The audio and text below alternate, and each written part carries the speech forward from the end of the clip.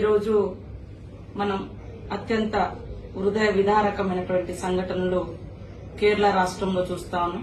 అదేవిధంగా వైనాడ్ పరిధిలో కూడా పెద్ద ఎత్తున కాఫీ తోటలలో పనిచేసే వాళ్ళు గాని, అక్కడ జీవిస్తున్నటువంటి వాళ్ళు గాని మరి కొండ చర్యలు విరిగిపడి చనిపోవడంతో పాటు వరద విభోత్సవానికి కూడా సర్వస్వం కోల్పోయినటువంటి కేరళ వరద బాధితుల సమస్య వారి సమస్యగా కాదు, మనందరి బాధగా మనమందరం చూస్తున్నటువంటి హృదయ విదారకమైనటువంటి సంఘటనను మనమందరం అర్థం చేసుకుని వారికి మానసిక స్థైర్యాన్ని ధైర్యాన్ని ఇస్తూ ఆర్థికంగా అదేవిధంగా వారి నిత్యావసర వస్తువులను కూడా అందించి వారి కష్టకాలం నుంచి గట్టెక్కడానికి తోడ్పాటును అందించాల్సిన అవసరం ఉందని తెలియజేస్తూ మనమందరం కేరళ ప్రజలకు అదేవిధంగా ముఖ్యంగా వైనాడు ప్రజలకు మరి అండగా ఉందాం, ఆదుకుందాం, చేయూతనిద్దామని తెలియజేస్తా ఉన్నాం.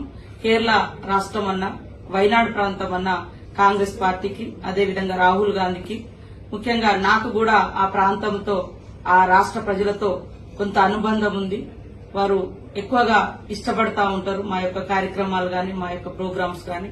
వారందరూ క్షేమంగా ఉండాలని మనస్ఫూర్తిగా కోరుకుంటూ మేము మాకు తోచిన పద్ధతిలో చేయూతనిస్తాం. మీరందరూ కూడా చేయి కలిపి కేరళ ప్రజల్ని వరద బాధిత ప్రజల్ని ఆదుకోవడానికి ముందుకు రావాల్సిందిగా కోరుతా ఉన్నాం, విజ్ఞప్తి చేస్తాం.